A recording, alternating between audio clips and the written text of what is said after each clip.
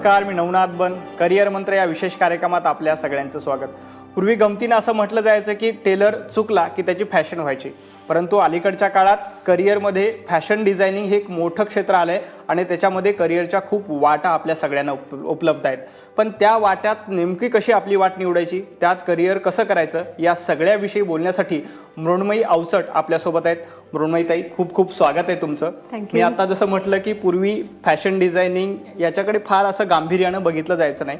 खरं तर आपण अगदी वल्कल्यापासून कपडे घालतो, परंतु अलीकडच्या काळात खूप जागरूकता त्यात निर्माण झाली आणि लोकांना वेगवेगळ्या प्रयोग करायचे आवडतात, वेगवेगळ्या संकल्पना घेऊन लोक पुढे येतात.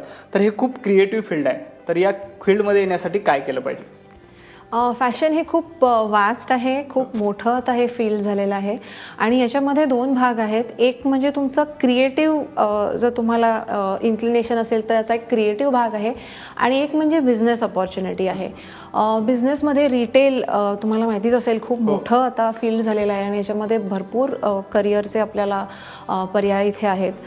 डिझायनिंगमध्ये सुद्धा आपल्याला बऱ्याच प्रकारचे आता रोल्स करता येतात आणि याच्यासाठी जायला म्हणजे सगळ्यात महत्त्वाचं म्हणजे तुम्हाला क्रिएटिव्ह इन्क्लिनेशन असलं पाहिजे. खूप जण असे असतात ज्यांना फॅशन फील्डची आवड असते पण ते क्रिएट नाही करू शकत. अशा लोकांनी हा क्रिएटिव्ह बिझनेस करायला हरकत नाही. पण क्रिएटिव्ह तुम्हाला जर प्रोडक्ट डेव्हलपमेंट करायचं असेल, म्हणजे कुठल्याही प्रोडक्टची तुम्हाला निर्मिती करायची असेल, तर त्याच्यासाठी डिझायनिंगचं तुम्ही क्षेत्र फॅशनमध्ये घेतलं पाहिजेत. आणि त्याच्यामध्ये सुद्धा आता भरपूर आपल्याकडे पर्याय आहेत. आपल्या ज्या ब्रँड्स आहेत, रिटेल ब्रँड्स आहेत, त्याच्यामध्ये तुम्ही डिझायनिंग करू शकता. तुम्ही व्हिज्युअल मर्चंडायझिंग म्हणजे स्टोअर्सला लागणारं डिस्प्ले, याचं खूप मोठं आता याच्यामध्ये अपॉर्च्युनिटीज आहेत. किंवा फॅशनमध्ये सुद्धा आता तुम्हाला काय करायचं आहे, म्हणजे अपॅरल म्हणजे कपडे, ॲक्सेसरीज आणि फुटवेअर, हे तीन ह्याच्यामधले छोटे हे भाग आहेत आणि हा प्रत्येक भाग हा पण एक मोठा व्यवसाय आहे. आणि ह्या प्रत्येक इंडस्ट्रीमध्ये तुम्हाला काय जास्त आवडतं त्या हिशोबाने तुम्ही तुमचं ते क्षेत्र निवडायला पाहिजे. साधारणतः आपण आता कपड्याविषयी बोललो, सुरुवातीला आपण त्याकडे जाऊया, कारण बऱ्यापैकी प्रत्येकाला ती गरज आहे. बरोबर. त्याच्यामध्ये करिअरच्या संधी काय आणि त्यात जाण्यासाठी काय केलं पाहिजे विद्यार्थ्यांनी? जसं मी मगाशी म्हटलं तसं की फॅशनमध्ये तुम्हाला तुमचं काय इन्क्लिनेशन आहे. आता कपड्यामध्ये तुम्हाला डिझायनिंगचं इन्क्लिनेशन आहे का तुम्हाला बिझनेसचं तुम्हाला इन्क्लिनेशन आहे. जर तुम्हाला व्यावसायिकदृष्ट्या क्रिएटिव्ह बिझनेस आहे हा, तर तुम्ही फॅशन हे सायक्लिक असतं, त्यामुळे जुन्याचं तुम्ही परत काहीतरी तुम्ही नवीन पद्धतीने प्रोड्यूस केलं, तुम्ही प्रेझेंट केलं तर ते नवीन फॅशन आणि तो नवीन व्यवसाय पण होऊ शकतो. त्यामुळे क्रिएटिव्ह बिझनेसमध्ये तुम्ही तुमचं इन्क्लिनेशन जसं असेल तसं तुम्ही करू शकता. हल्ली त्याच्यासाठी काय करायला पाहिजे, तर आपल्याकडे भरपूर या क्षेत्रामधल्या आता संस्था आहेत, कॉलेजेस आहेत, याच्यामध्ये तुम्ही शिक्षणही घेऊ शकता. आणि असं काही आता असं गरजेचं नाही की तुम्ही शहरातच असलं पाहिजे. स्टार्टअप्स तुम्ही बघताय आजकाल की कुठल्याही छोट्या शहरातनंही तुम्ही सुरू करू शकता. ई कॉमर्स इतकं मोठं झालेलं आहे की तुम्ही ऑनलाईन तुमचं स्टोअर बनवू शकता आणि अगदी छोट्या कुठल्या तरी एका गावातनं सुद्धा तुम्ही तुमच्या व्यवसायाला सुरुवात करू शकता. तर तुमचं इन्क्लिनेशन काय आहे, तुम्हाला एखाद्या ब्रँड बरोबर काम करायचं तुम्हाला ॲस्पिरेशन आहे की तुम्हाला स्वतःचं काहीतरी करायचं आहे, हां, त्या अनुषंगाने तुम्ही निवड करणं गरजेचं आहे. समजा आता एखाद्या विद्यार्थ्यांनी ठरवलं की मला फॅशन डिझायनिंग मध्ये करिअर करायचं, तर त्यासाठी असे कुठले कोर्स आहेत का की ज्याच्यामध्ये विद्यार्थी ऍडमिशन घेऊ शकतात आणि त्याला पुढे खूप चांगलं करिअर त्याच्यात करता येईल? हो, भरपूर कोर्स आहेत. तुम्ही फॅशन डिझायनिंगमध्ये डिझायनिंगचे कोर्सेस घेऊ शकता, म्हणजे कपड्याचं प्रॉपर फॅशन डिझायनिंग हे तुम्ही करू शकता. विदिन फॅशन डिझायनिंगमध्ये सुद्धा तुम्हाला स्पेशलायझेशन करू शकता. जसं ब्रायडल वेअर आहे, किड्स वेअर आहे, मेन्स वेअर आहे. ह्याच्यामध्ये तुम्ही तुमची निवड करून पुढे तुम्हाला जॉब ऑपॉर्च्युनिटीज मिळतात. जे ई कॉमर्स आहेत, स्टार्टअप्स आहेत, त्यांना सगळ्यांना डिझायनर्सची गरज असते, त्यामुळे तिथे तुम्हाला जॉब ऑपॉर्च्युनिटीज आहेत. त्याच पद्धतीने तुम्ही जर एक स्वतःचं तुम्हाला लेबल करायचं असेल तर तुम्ही फॅशन डिझायनिंग करून एक स्वतःचा लेबलही करू शकता. तर तुम्हाला तुमच्या ॲस्पिरेशन प्रमाणे तुम्ही कोर्स निवडावा असं मी सांगेन, कारण याच्यात भरपूर सध्या आपल्याला कोर्सेसची आपल्याला इथे मिळतात आपल्या देशामध्ये, त्यामुळे आपण करू शकतो. याला जोडून दुसरा प्रश्न आहे की त्याच्यातल्या स्किल काय असल्या पाहिजे, म्हणजे एखाद्याला फॅशन डिझायनिंग मध्ये करायचं पण त्याच्यामध्ये काय काय स्किल असल्या पाहिजे की जेणेकरून तो पुढे या क्षेत्रामध्ये चांगली प्रगती करू शकते, तर त्या स्किल कशा ओळखायच्या? जर डिझायनिंग पर से हवं असेल तर थोडं स्केचिंगचा बॅकग्राऊंड, थोडं ड्रॉइंगचं बॅकग्राऊंड असलं पाहिजे, कारण ते मीडियम आहे. तुम्ही त्या माध्यमातून तुमचे विचार, तुमची क्रिएटिव्हिटी प्रेझेंट करता. म्हणून बेसिक हल्ली आता सॉफ्टवेअरनी तुम्ही सगळंच करू शकता. त्यामुळे तसं अगदी असलंच पाहिजे असं नाही, पण थोडं इन्क्लिनेशन असेल तर सोपं जातं करायला. पण सगळ्यात महत्त्वाचं मला वाटतं या क्षेत्रामध्ये जर तुम्हाला स्किल तुम्ही जर म्हणाल तर आउट ऑफ बॉक्स थिंकिंग, काहीतरी नव्यानी सारखं करण्याची एक तुम्हाला क्युरिओसिटी जर असेल किंवा जर तुमचं नवनवीन करण्याचं तुम्हाला जर इन्क्लिनेशन, आवड असेल तर हे स्किलला तुम्ही जर चांगलं त्याला दिशा दिलीत तर चांगलंच तुम्ही करू शकाल या क्षेत्रात. त्याला जोडून आणखी एक असा प्रश्न आहे की तुम्ही जर कोर्सचा वेगवेगळा उल्लेख केला तर त्यासाठी एंट्रन्स एक्झाम असते का? कारण हल्ली सगळ्याच कोर्सला एंट्रन्स एक्झाम, तर त्या एंट्रन्स एक्झाम कधी होतात आणि त्याची तयारी कशी करावी?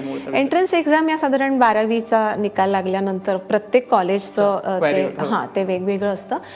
त्याच्यासाठी सुद्धा हल्ली क्लासेस असतात बरेच. पण सगळ्यात महत्त्वाचं म्हणजे तुमचं वाचन हवं, जे फॅशन रिलेटेड तुमचं ज्ञान असेल, मग तुमचे ब्रँड्स जे विकले जातात मॉल्समध्ये किंवा फॅशन लेबल्स कुठले आहेत, कुठले प्रोडक्ट्स मार्केटमध्ये अवेलेबल आहेत, काय प्राइसिंगला विकले जातात, काय काय नवीन होतं आहे. आजकाल तर सोशल मीडियावरती तुम्हाला इतकी इन्फॉर्मेशन मिळते की कोण ऑनलाईन विकतंय, कुठली सेलिब्रिटीनी कुठे काय घातलंय, काय पॉप्युलर आहे, काय फॉलो होतं आहे.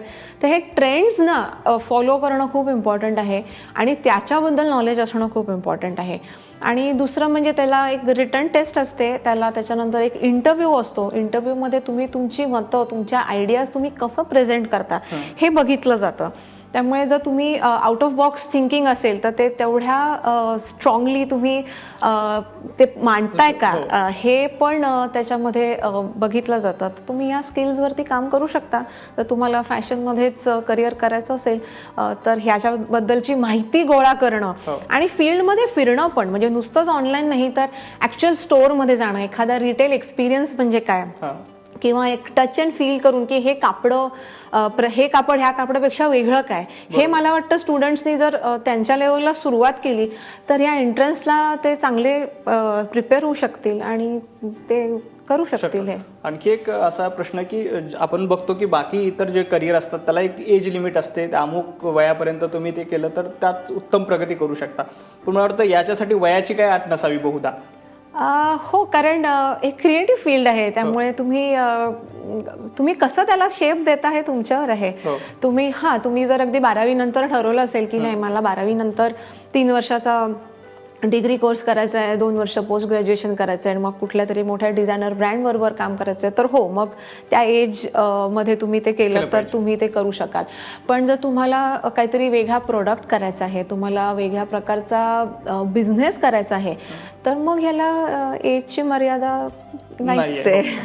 आणि आणखी दुसरा प्रश्न असा की म्हणजे बहुधा असं बघितलं जातं की हे फील्ड फक्त महिलांसाठी आहे, मुलींनीच हे करावं. अजिबात नाही, अजिबात तो एक गैरसमज आहे, तो कसा? हो, नाही, ह्याच्यामध्ये अजिबात असं काही नाहीये की हे मुलींचं आहे वगैरे. ह्याच्यात सुद्धा पुरुष आणि मुलं तेवढ्याच प्रमाणात आहेत. आणि इनफॅक्ट काही कामं ज्याच्यामध्ये जास्त आपल्याला पुरुष दिसतात, म्हणजे मर्चंडायझिंगचं असतं किंवा खूपदा तुम्ही बायर होता आणि तुम्हाला एखाद्या मोठ्या ब्रँडसाठी किंवा एखाद्या मोठ्या रिटेल आउटलेटसाठी वेगवेगळ्या ब्रँड्सचे जगभरातनं तुम्हाला प्रोडक्ट्स जाऊन सोर्सिंग करायचे असतात, त्याला घेऊन यायचं असतं. या क्षेत्रामध्ये बरेच पुरुष असतात. ह्याच्या ॲन्सिलरी सर्व्हिसेस खूप आहेत, म्हणजे फॅशन इंडस्ट्रीला लागणारे बऱ्याच दुसऱ्या सपोर्टिंग इंडस्ट्रीज आहेत, त्याच्यामध्ये सुद्धा पुरुष असतात. आणि डिझायनर्स सुद्धा एवढे पुरुष आहेत आता. त्यामुळे असं अजिबात नाहीये की हे फक्त मुलींसाठी वगैरे, असं अजिबात नाहीये. खरं, प्रत्येकाला या करिअरमध्ये संधी आहे आणि ते खूप चांगल्या पद्धतीने त्यामध्ये करू शकतात. खरं तर आता बॉलिवूडचा पण खूप विकास झालाय, मराठी चित्रपट सृष्टी सुद्धा चांगलं काम करते, त्याच्यामध्ये करिअरच्या काय संधी आहेत ते आपण बघणार आहोत. पण त्याआधी एक छोटासा ब्रेक घेऊया. ब्रेक नंतर या संदर्भात तुमच्या मनातले प्रश्न आम्हाला विचारा. 02266160216 हा आमचा फोन क्रमांक आहे. एक छोटासा ब्रेक, लगेच परत येतोय. पाहत राहा करिअर मंत्र.